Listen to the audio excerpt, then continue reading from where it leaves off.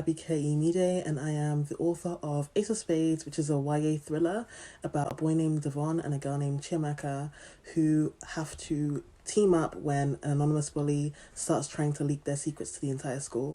It's pitched as Gossip Girl meets Get Out, and yeah, it's coming out next year. I think RSE Day is very important as it provides us with the tools to spot an unhealthy relationship and also shows us what a healthy relationship should look like.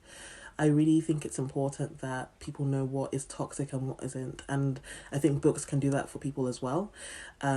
Like, for example, in my book, I show specifically with the character Chiamaka what a bad relationship can look like and what a good relationship can look like, whether that is friendship or romantic relationships.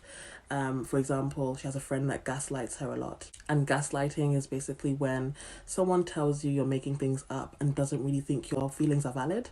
And I also show her with a friendship where someone values her thoughts and her opinions and doesn't make her feel like she's going crazy. And so, as I said, I think books can show this as well.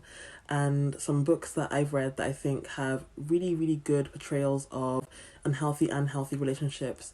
For example, anything by Simon James Green. His books are amazing and they show, I think, a really authentic portrayal of teenage romance and friendships. I specifically recommend his books Noah Can't Even and Noah Could Never, which follow a boy named Noah who is trying to navigate secondary school as well as puberty and just new friendships and relationships. I think it was really, really lovely and shows a really healthy relationship in YA. My next recommendation is Hollybourne, who is obviously a really big author known for her relationship books. But I've been reading her since I was 16 and she actually got me into reading. And I've always felt like her books are just so accurate to the way teenagers feel about relationships. And not only does she show good relationships, she also highlights things that are shown in movies often as being romantic but are actually very toxic. And she kind of gives the tools to spot what isn't good and what is. Specifically her recent novel, The Places I've Cried in Public. It was very, very heartbreaking but very necessary, and it is great for just helping you spot what manipulation and gaslighting looks like. The next author is Alice Oseman, and I really recommend her Heartstopper series. I really love the way she shows a healthy relationship between Nick and Charlie, but also highlights what an unhealthy relationship looks like with other characters. And it's a really wonderful series. It's really nice, and just generally I recommend it because it's just such a nice portrayal of romance. And yeah, that's a graphic novel in case you aren't really into long prose novels.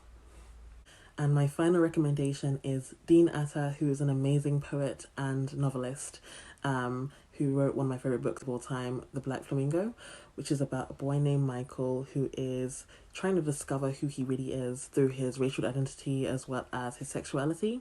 And we see him come into himself fully at university through drag.